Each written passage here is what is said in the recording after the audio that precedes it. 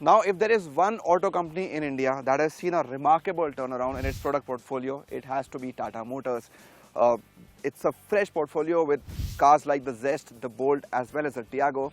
And adding to that very impressive list is this, the Hexa. Now, the Hexa will be the flagship of the company when the car will be launched in January. The company says it's loaded with features, has a lot of technological advancements and therefore has a capability to take on the likes of cars like the Toyota Innova as well as the Mahindra XUV 500.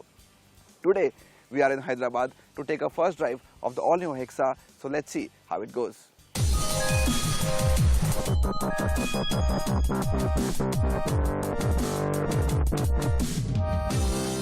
Tata Motors is looking into the future with great deal of confidence. Gone are the times when less competent products fail the consumer. But what they're doing now speaks volumes about the efforts they've made to change the image of a battered brand. And what better way to do that than get cars that tick all the boxes. This supported by an impressive ownership experience that buyers are now not averse to buying a Tata car. The Hexa is another step in the right direction. This is a segment that has the presence of some worthy competitors, so the margin for error is very small. SUV was first shown in India at the Auto Expo earlier this year, and since then many have been waiting for the Hexa, some for its practicality, some for its performance and some for its off-road capabilities.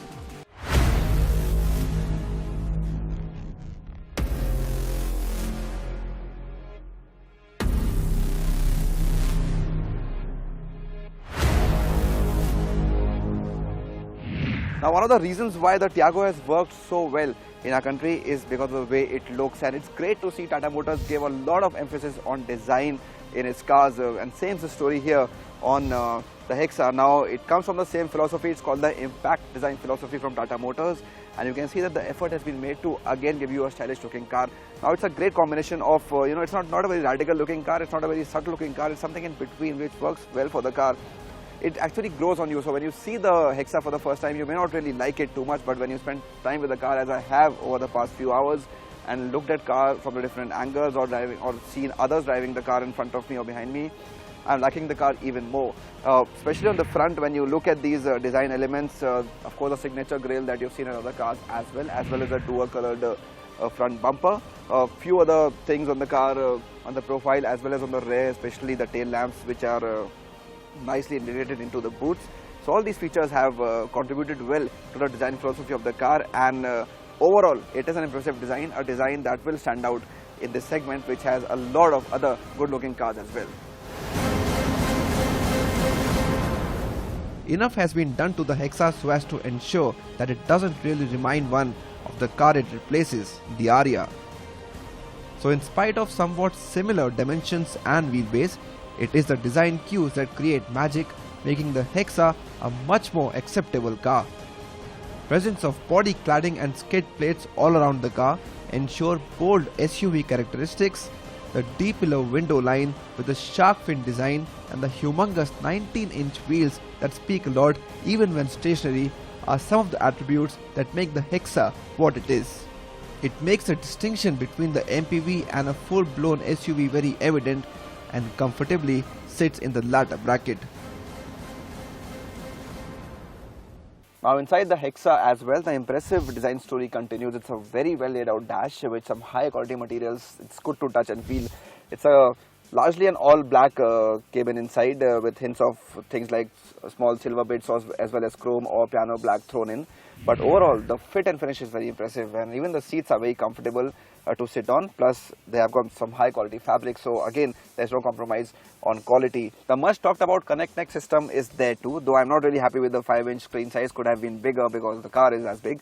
But in terms of infotainment aids, there's a lot to see and use in this system. So of course, apart from all the multimedia options, there's navigation as well.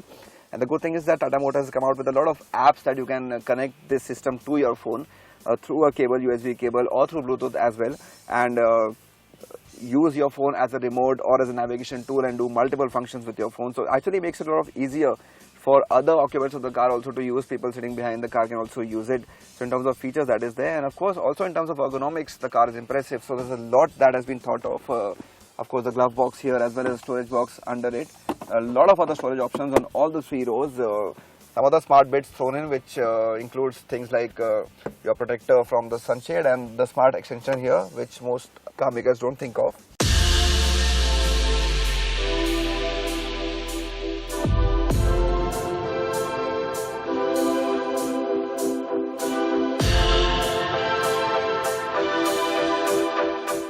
However, some features could have found their way at least in the top variants of the Hexa.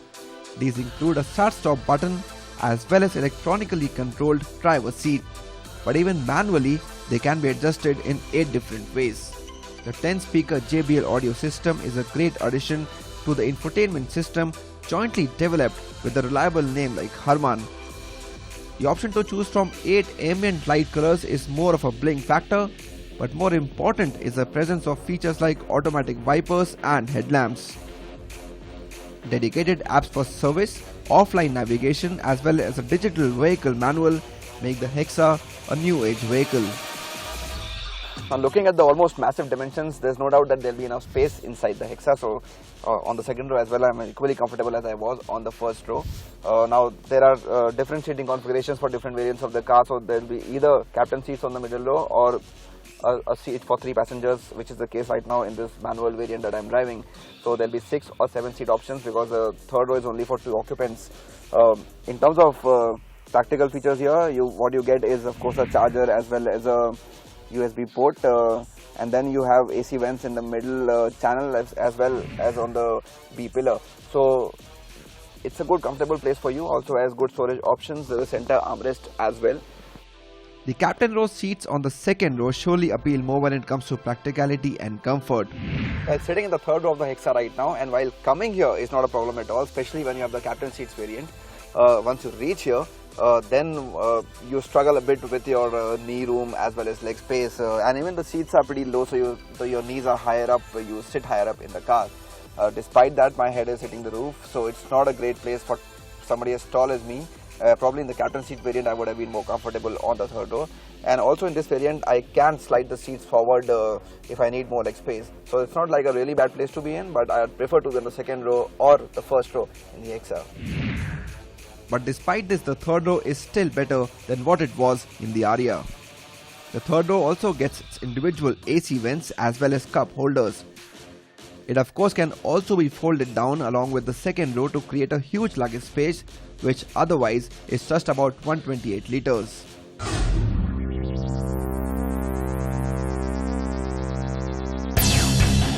The tech city of Hyderabad was the place chosen by Tata to showcase the technological advancements through the Hexa, and it indeed is a long list, right from the engine to gearbox as well as driving modes. Now Tata Motors is going to launch the Hexa only in diesel variants, so there's no petrol for now, and the diesel will be mated to both the manual as well as automatic gearboxes. Both are 6-speed gearboxes. The power figure also is quite impressive. It stands at 156 PS of max power, but one thing which is truly impressive is the torque figure, which stands at 400 Newton meters. Now this isn't exactly the smoothest gearbox you will come across in the segment, but because of this impressive torque figure, drivability of the car becomes so much impressive, and that torque comes to your aid in a lot of situations and makes your drive a lot more comfortable, a lot more easier. Tata says it felt that the 2-litre motor suited the Hexa well, and it didn't make too much sense to go sub 2-litre with this SUV. The Hexa weighs well over 2000 kgs, and both the engine and the gearbox suit it well.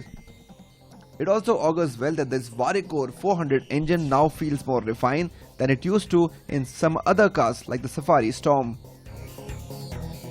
Tata also says it has worked on NVH levels, and this drive was a testimony to that. A light clutch also works very well with the Hexa. The segment first feature on the Hexa, which Tata Motors is referring to as super driving modes, is on the manual variant of the car. There are 4 different driving modes here, namely auto, dynamic, comfort as well as rough road. Now there are different settings that work according to these modes, so based on the engine settings, the ESP settings as well as something called torque on demand and a few other ergonomic settings, the car gives you a different feel, a different ride quality, and depending on the situation you are in, you can either let the car decide for you in the auto mode or take control in your hand and choose the dynamic or the comfort mode. I was particularly looking forward to the rough road mode because we've had some bad stretches on our drive today in Hyderabad, and the rough road mode actually works pretty well for the car. It gives you a good ride comfort.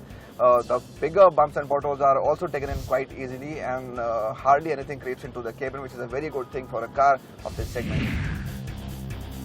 Clearly, a lot of inspiration has been taken from the mother of off-roading brands and Tata's very own Land Rover.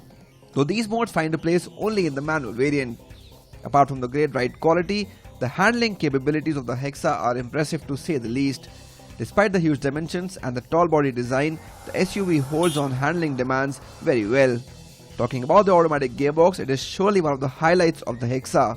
Clearly, they become one of the few automakers who have got it bang on right from the word go when it comes to automatics.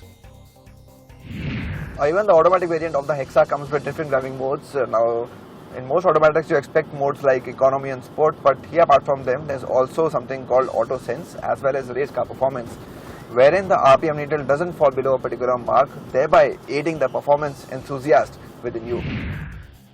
The one big miss we think initially is that the all-wheel drive system is available only with the manual gearbox option. The off-roading capabilities of the Hexa are truly impressive, and attributes like hill hold assist, hill descent control and 200mm of ground clearance work well with the Hexa. But imagine going off-roading in tough situations without having to worry about the clutch. But if you discount that, Tata has surely given us a car worth waiting for.